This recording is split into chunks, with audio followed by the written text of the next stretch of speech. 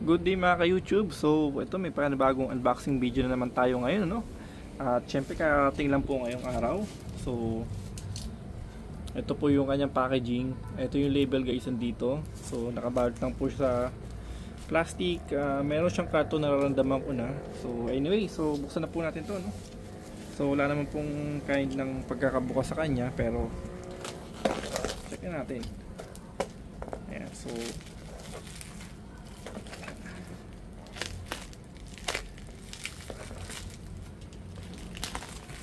natin ang buti, no?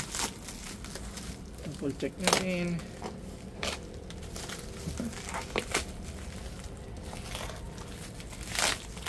Para siyang ano, no? Tawag dito yung paputok na plapla. Okay, ganun yung pagkaka ano ng valve sa kanya. Wala din siya nakalagay ng fragile, ano?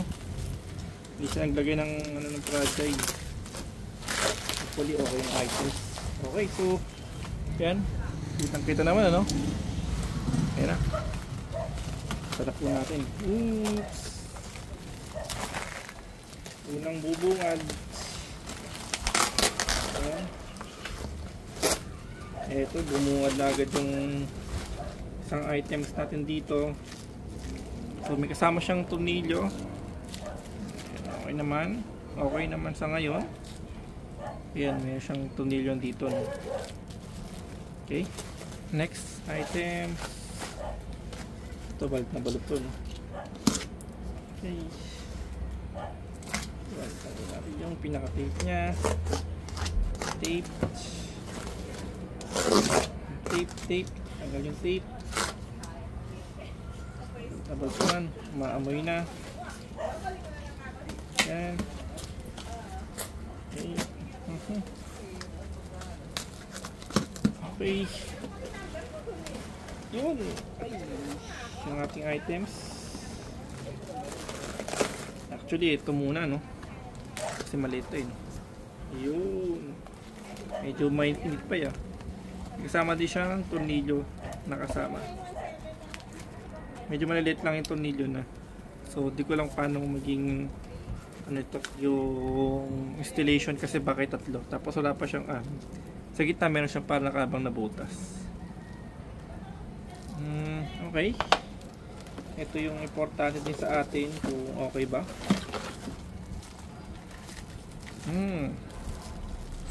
May fiber talaga. Oops, may kasama siyang guys tornilyo, no?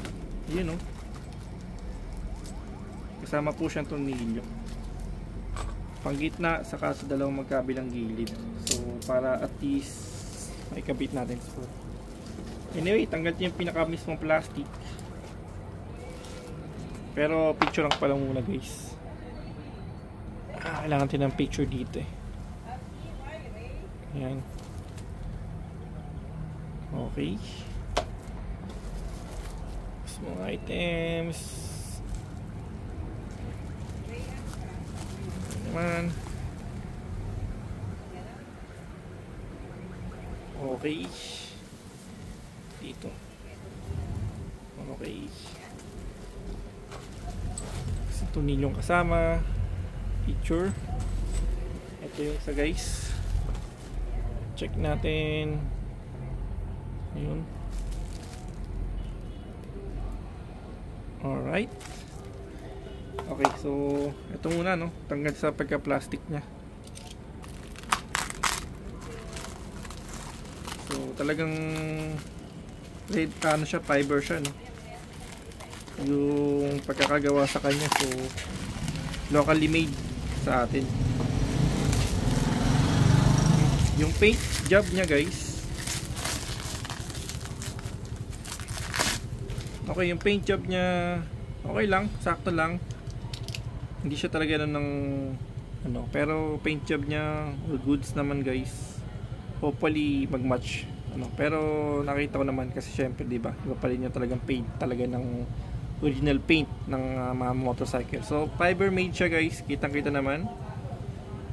So design siya, or hopefully design talaga siya para sa ating Sniper 155R. Sa ito po pala extension po ito ng front fender. Ayan, pang extension po niya. Wala kasing pula, at pagka kasi inisip ko pag pula naman siya, parang masyadong humaba naman tingnan. So magkakaroon lang siya ng konting light ups na white. Ayan. Then next naman natin, ito naman ito po yung tatawag ng winglet po, no? Maraming available na winglet sa Sniper 155R, pero para sa akin parang gusto ko lang medyo simple lang, na medyo flat lang talaga siya, no?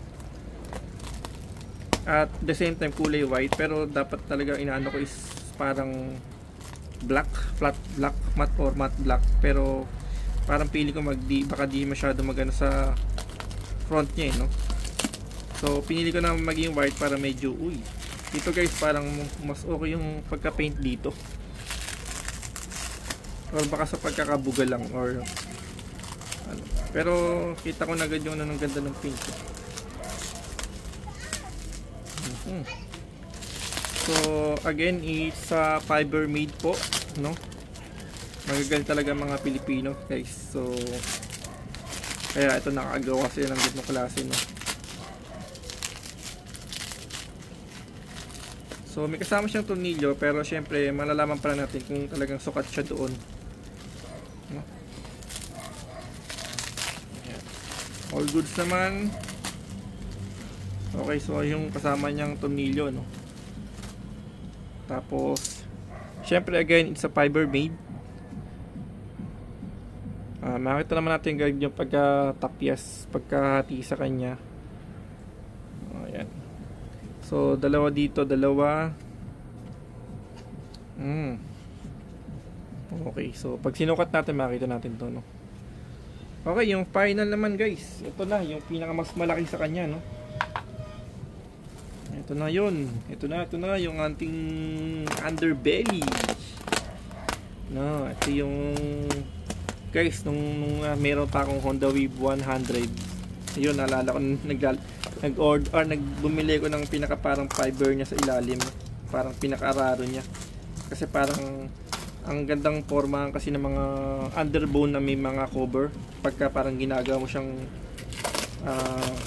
parang semi style or big bike concept, kasi diba yung mga big bike may mga parang cover siya, no?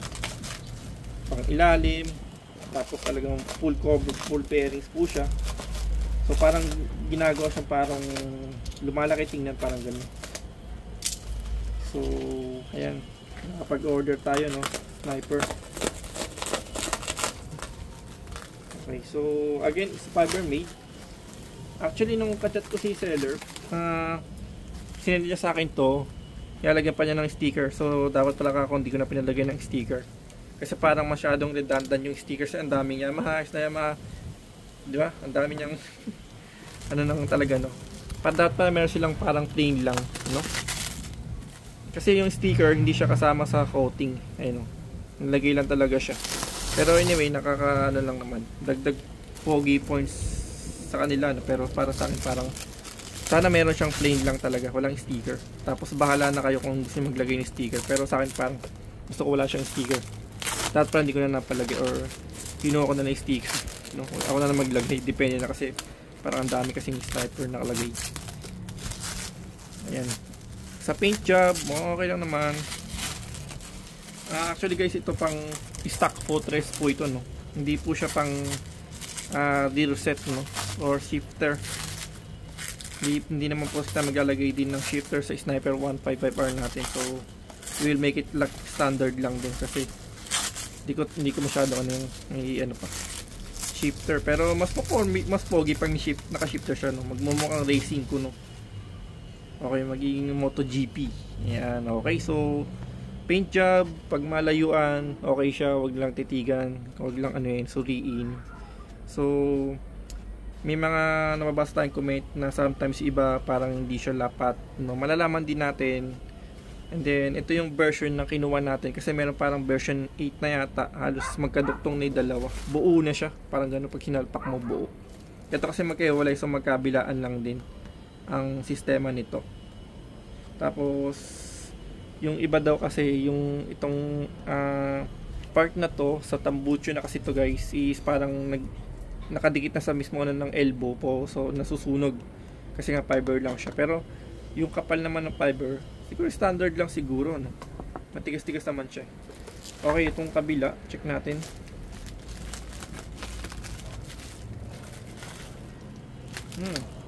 Check natin yung kabila, no? Ayan. So yun nga, may mga sticker talaga siyang lagay. Pero yung sticker guys, sabi ko nga, hindi siya nakasama sa coating or sa pinaka top coat niya, no? Separate siya. Katulad to, yung 155 niya, wala na, halos na ni sticker. Na siguro sa pagkakabit, no? Medyo hindi siya naging sakto sa paglagay. Pero anyway, madali man tanggal yung isang tanggalin, no? Tapos kung may sticker man, siguro, depende siguro kung gusto nyo gawing, kasi common white to, black ang nilagay niya. Pero kasi yung combination natin sa snipers, may yellow siya tapos may red eh. So, yun ang sabi ko, dapat pwedeng mamili din ng sticker kung gusto nyo lagyan ng sticker talaga o anong kulay. Para hindi siya white black lang. Or yun nga. Pero pag natanggal yung sticker na to, or pag di inaasahan, matanggal talaga siya. Alisin ko na rin kasi parang mas maganda siya kung plain lang talaga siya na white lang sa ilalim. Magmumukha siyang mas malaking tingnan. Tapos alam naman natin ang white is nakakalaking tingnan yan. Yan. Para lumalapad, lumalaki yung itsura pag white ng pintura. So dapat din, ang naisip ko nga din almost ano siya, yung pag naglagay tayo ng mga gitnang accessories na cover niya is isip ko is maging flat black lang siya, black. Pero parang inano ko na maging all white na talaga siya totally. Para mag ano na yung tumaba siya tingnan or lumapad tingnan pagka nakakabit na sa ating motor. So anyway guys, ito siya. I think ito yung sa may ano lang, sa kabilang side ito na yung sa may parang may chain na. Ito naman yung para sa may kambyuhan. So hopefully maging sakto siya, no? Yung paint job, sabi ko nga sa inyo, wag na kayo mag-expect ng sa paint job, ano. Okay. Wag lang titig-tigan. Yun lang. Okay. So yun. Ayun lang, may konti lang siya ditong ano, pero okay naman na problema diyan. Ayan. Kasi sa ilalim naman to eh. Saka mostly itong ganitong klase na puputikan na to eh. Anyway, excess my sticker. So, yun. Thank you for watching po, and kakabit na po natin ito sa ating Sniper 155R.